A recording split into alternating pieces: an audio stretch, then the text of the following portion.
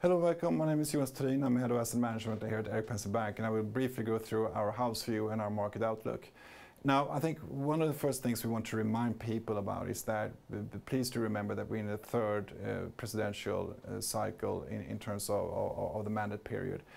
And that is historically the best equity year. And this is something that we were arguing going into 2023, but I think a lot of people have forgotten the fact that this is usually seasonally viewed from a presidential election cycle point of view, a very good equity year. And this is something that I think is sort of boosting the market behind the scenes. If we predict political risk for now, for example, as we do in the right-hand graph, you can see it's actually rising, i.e. lower political risk and conflict.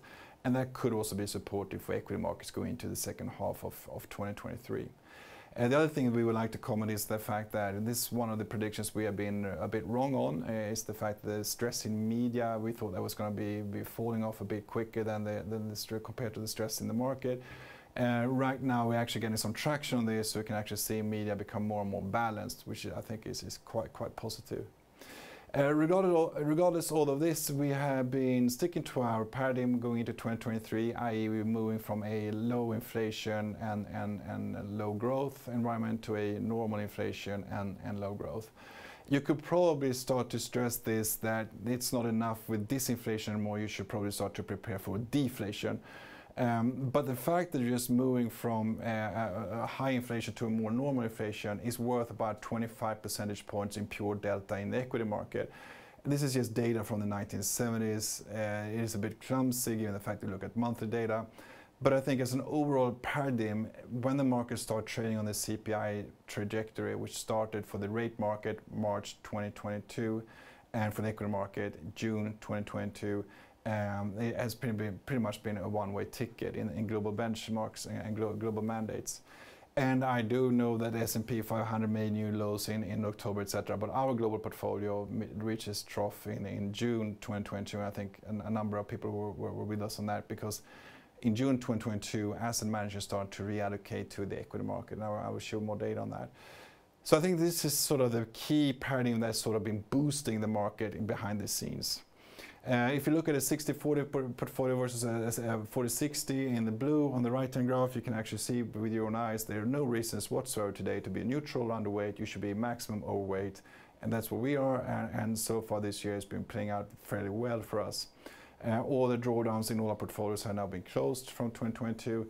So that's obviously a really good development. If you look on the left-hand side, you can actually see the stress the market has not to miss up days compared to the stress of avoiding down days.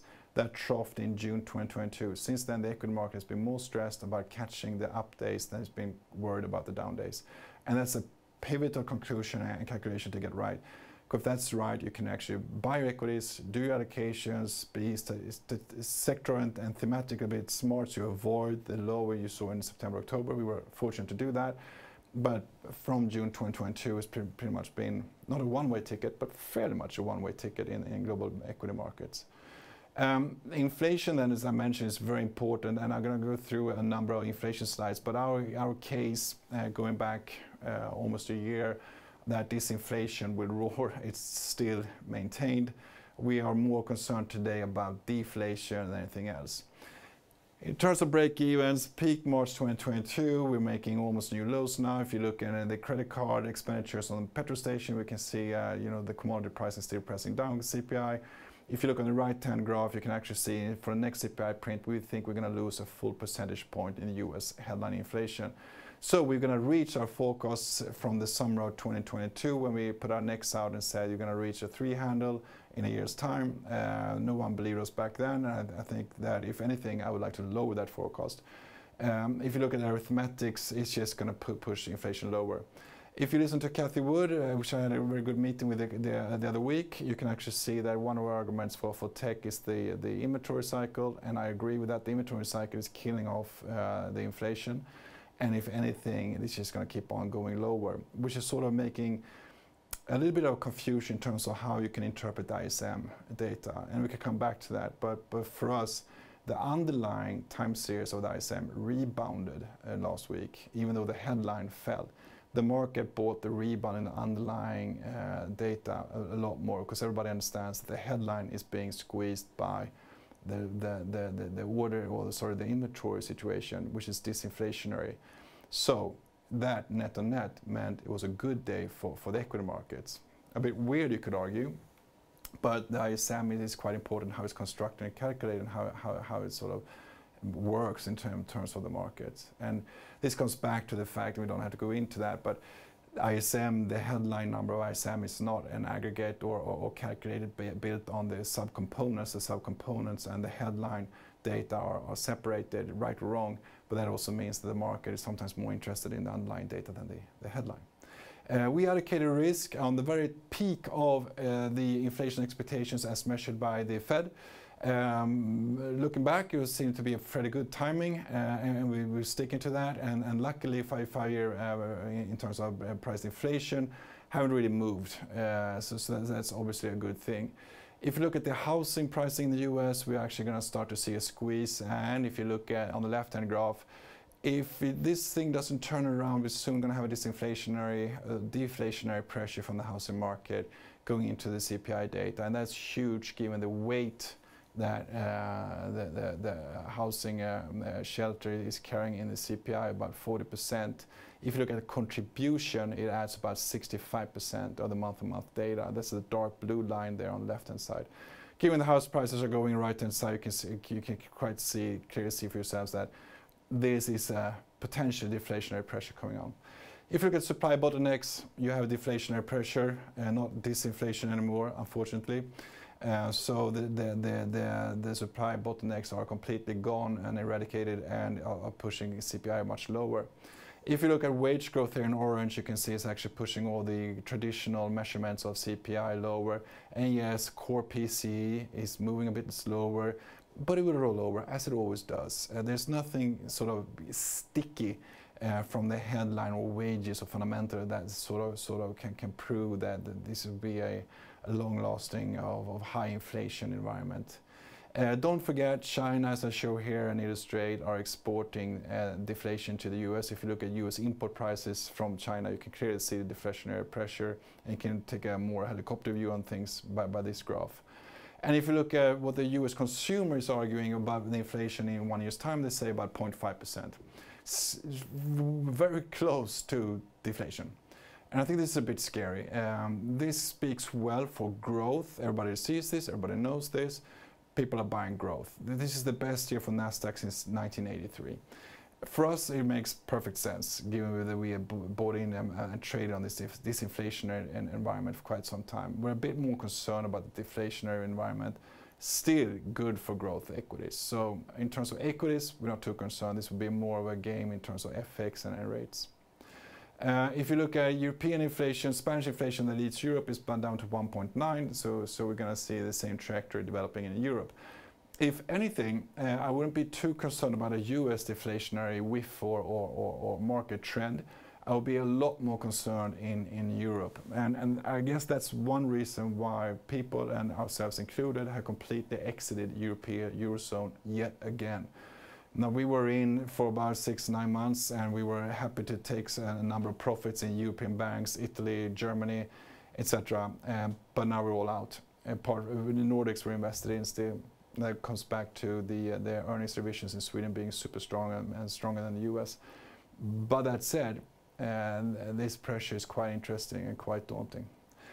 For the Fed, yes, about 80 percentage points chance that they will hike in July.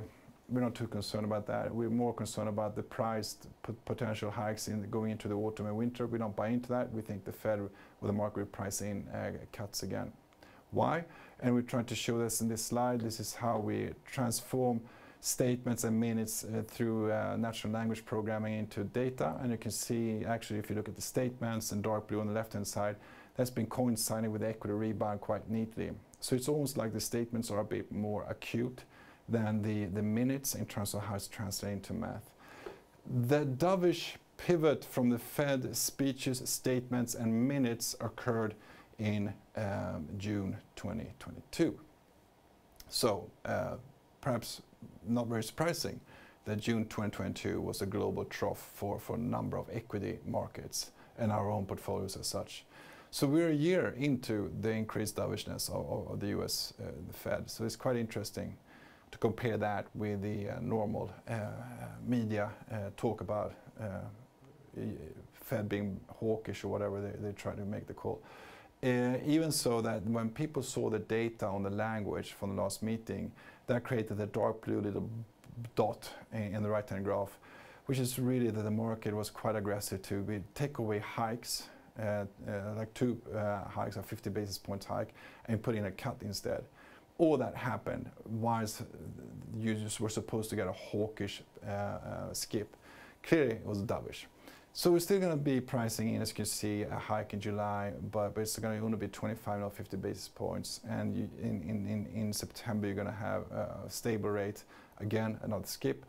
And then we think the market's going to come back to pricing in cuts, because by then, the inflation will be about 2.5 to 3%.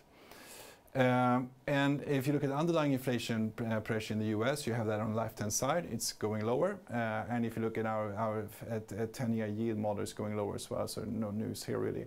If you look at the balance sheets, liquidity injections from the central banks as a percentage of GDP, you have that in the left-hand graph, going lower. And if you look at the money supply, going a lot lower. So really no inflationary pressure whatsoever. So that said, we're sticking to our disinflationary call, we're sticking to growth, we're more concerned about deflation, especially if it develops in Europe, especially as Europe is already getting outflows from the equity market. So that's something we look at. In Europe, we mean the Eurozone.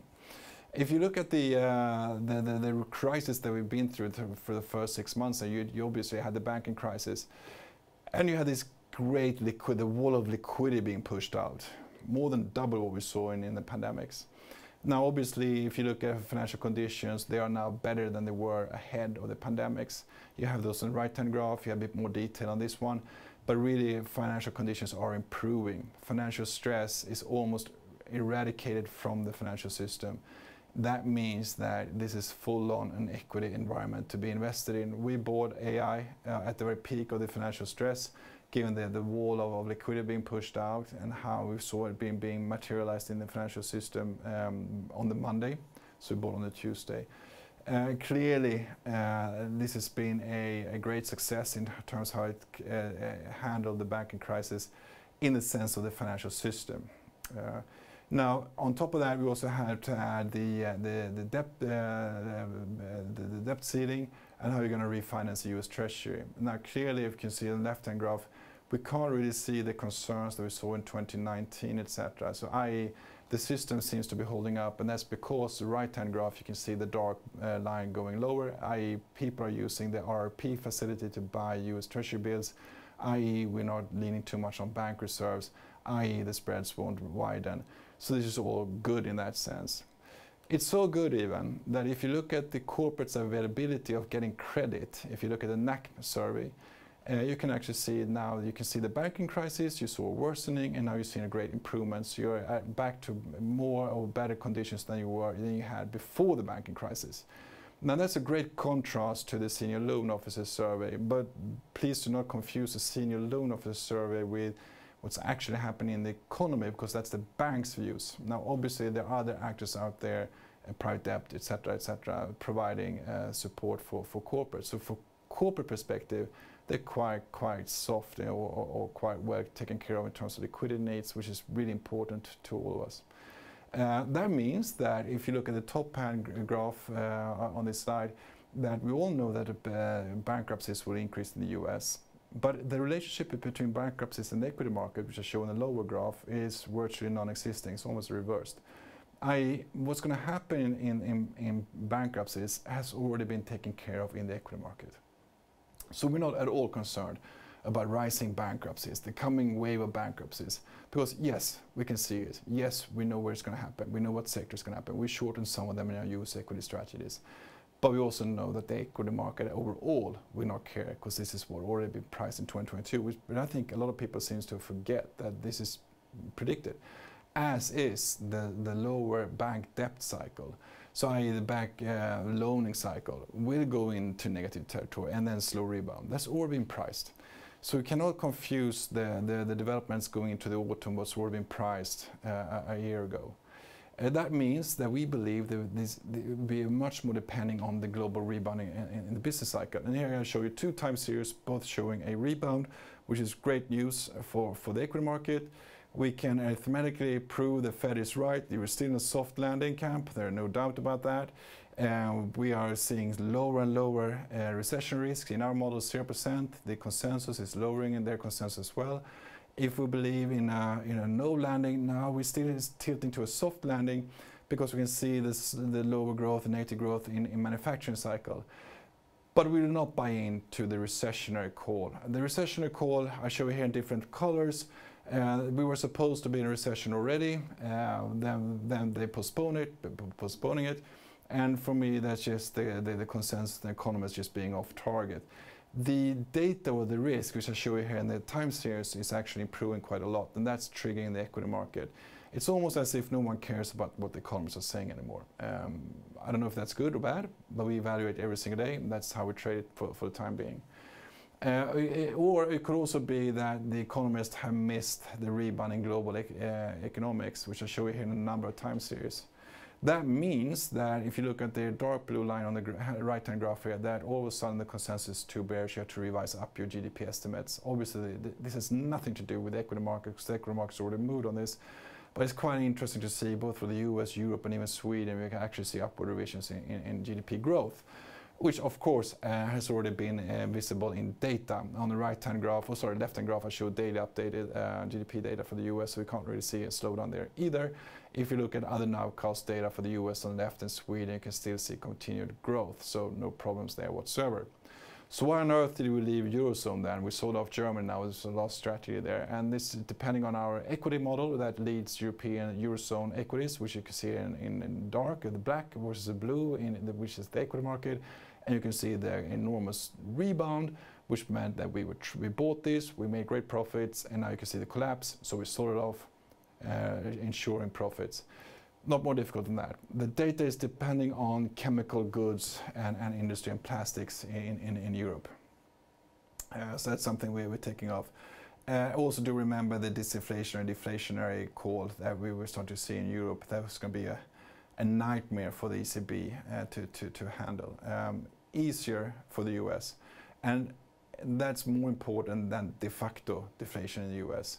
It's going to be a relative game if we end up in that scenario. Now, Swedish real estate has been a poor reading for the last couple of years almost, or the last year. Bottom right-hand graph, you can see price indicators starting to rebound. Our model on left-hand graph starts to see a rebound. From evaluation metrics, you can actually see a lot more sensible evaluations on Swedish housing market. So we are actually dipping our toes into 2 different companies, Catena and Sagax, in our single stock portfolio. On top of this, I already mentioned global GDP, but obviously that's very well corresponding to global growth. And I just want to throw in this graph because it's quite interesting now to see the rebound that we predicted is also now happening in global growth, which is quite positive for, obviously, for the equity market as well. Now, one thing that we have thought is that the dollar will actually weaken a bit. We're only taking a 15% out of 100, obviously, position on this. And the reason is this right-hand graph, that we can see that the FX market is trading too much with the equity market, which means that strong equity markets, you're going to have an iffy time to trade the Swedish krona.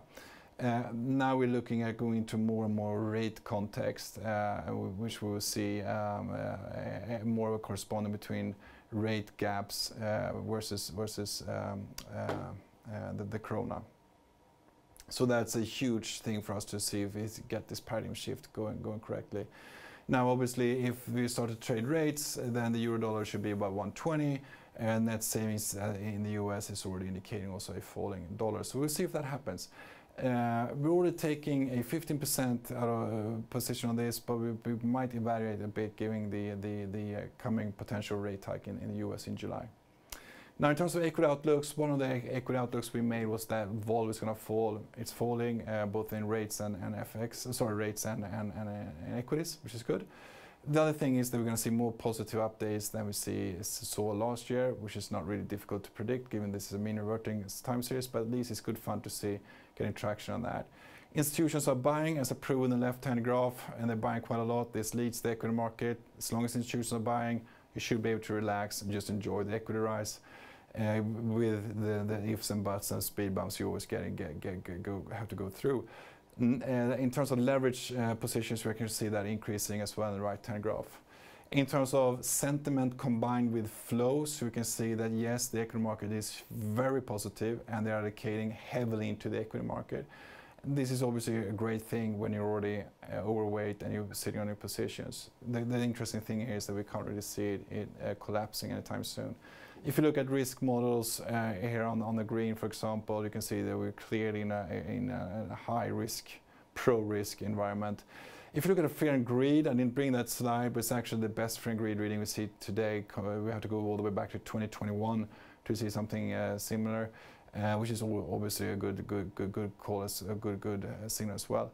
If you look at a bit more nerdy stuff like the alpha component in the currency basis tool, if you can call it that, and counterparty risk measurements, you can clearly here see the not only the war obviously, but also the banking crisis and the debt ceiling. But right now there's abundance of liquidity, cheap liquidity out there, which also is good for the equity market. Again, the smart money index clearly buying. Quite important also is that when we predict the gamma exposure in the economy, in the market, we can actually see that we're clearly moving into very good levels of positive gamma, which is great when we go into the option expiry date. So that would be a less of an impact that we saw the last couple of years, when we had quite a lot of negative gamma going into this. So that's hugely important for us to see that we're going to stick to positive gamma. And there are interesting fundamental developments now in the option market that might signal even more of an all clear for the equity market. Not quite yet, so we're hopefully going to come back to that. This is the Hui-Heubel liquidity ratio. Again, as I already showed you in the very beginning, clearly indicating that people are more stressed about missing updates than anything else. And bottom left hand, I also show you the asset managers allocation to equities, clearly increasing, troughed June 2022. That was their timing to really start to evaluate equities, not today. This is contrasting to the dark green, which is the speculative accounts, i.e., for example, hedge funds. But then also remember how hedge funds actually trade the equity market. And this is not, I wouldn't read this as a call of being long and short in net positions. This is probably how they're hedging of sort of cash positions, etc., etc. So the blue line here is more important for us in terms of actual flows into the spot market. Economic regime model, clearly positive. And also don't forget that in terms of predicting you should have value growth, we have been in the growth camp for quite a long time. And obviously we've been greatly rewarded this year. I'm a bit frustrated that we weren't more rewarded last year, but we've been hanging on to growth, given the fact that this model has been showing that. Without this model, as you can see in the blue, we have been had some tough times with this and some great times with this. And obviously this year has been, given the fact that Nasdaq is the best since 1983, we've been greatly rewarded, but it's been a little bit of a wait. And you could probably criticize us, maybe we should have been more tactical or whatever, but then that also comes with a cost for our customers. So we've been trying to hang on to growth and waiting for this to happen. Now, I already mentioned the unimportance of ISM, and I think this graph that we've been arguing since back in September, October last year, still holds. We're going to be in a 94, 96 camp. ISM, yeah, it can go lower. The equity market won't care because the equity market already priced it. We're going to have a sigma sign, exactly what we saw in 94 to 96. So nothing new there really in that sense. The most important factors for us is that price targets troughed June 2022, earnings revisions troughed June 2022, global economic growth troughed June 2022. Since then, everything has been moving upwards. The equity market, these things lead the equity market, and the equity market is responding more and more to this, which I think is pivotal for our outlook. And here I just illustrate economic surprise index versus earnings revisions, why macro matters so much and how it's become a quite convenient way of trading the market. I mentioned Sweden before very rapidly. The thing is, if you look at the dark line here, not the blue is the quote, yes, between US and Swedish equities. We think this should come lower, at least not rise, which is doing for the time being, which sort of makes us evaluate this position that we have, this huge weight we have in Sweden. We have about 7 times the weight compared to a global benchmark. The reason is this dark line, which is clearly indicating that the profit revisions or earnings revisions in Sweden is a lot stronger than the US. We don't think the market is rewarding this at all. I think the Swedish equity market seems to be a bit too bearish for its own good. So this could be a waiting game, and we're going to wait and see and how we're going to trade this. Now, El Niño is going to come around. We think that's going to be a great opportunity for sustainability equities, but also here we can track El Niño and the effects on insurance. But I think the important thing here to remember from El Niño, if you track this by the Australian Meteorology Institution, or if you look at the Bloomberg data, it really doesn't matter. What we can read from this is that we're going to have a very negative and hard, sort of a strong El Niño trend, which is going to be creating havoc in the global, on Earth basically. But will it impact the equity markets or soft commodities? And I try to show you here in this graph, just by plotting the data between the two, maximizing the leads and lags. From just running a correlation analysis way back. I mean, we have data from El Niño from the 1880s. And the key conclusion is that no, you can't say it's going to have a negative impact on the equity market, and you can't say it's going to have a positive impact on soft commodities. We will treat this as we treat the geopolitical risk going into the war. In February 2022, we can see the market becoming more and then acutely stressed about the geopolitical risk by mid-February.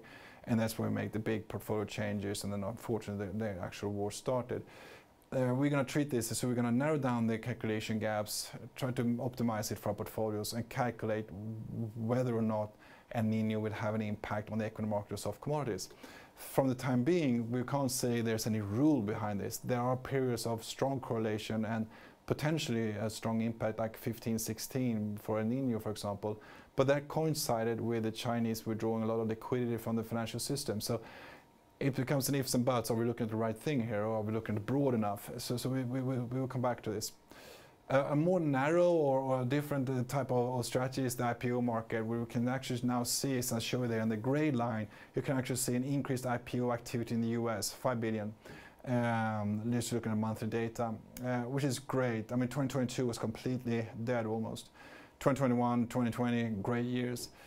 2023, we can actually see some recovery. If you try to predict the recovery, which I do there on the green time series, one is very high frequency, the other one is a bit slower. Or if you look at the IPO and you make a more of a stock calculation rather than look at the monthly flows and put that on a growth environment, I show you that on the right-hand graph, which is the same indicator, you can actually see that if our indicator is right for the IPO market, and we run roughly the same as Goldman Sachs, we can actually see a rebound in the IPO market. And that could be greatly interesting, both from the equity perspective, position-wise, strategy-wise, currency-wise, etc., etc. So it's something that we are looking at, and we will come back to if we decide to do anything about this coming theme or potential theme. Which will be neatly coincided with the growth. So I'll leave you with that, and this is just the how we're doing. For your own viewing, this is just the model portfolios development without any fees, but the underlying costs versus the benchmarks, and this has just been updated, as you can see also on our homepage. You can always follow how we're developing in terms of our different portfolios. So with those words, we will thank you so much, and we will be back at the end of August. I wish you all a great summer, and I will see you then. Thank you so much.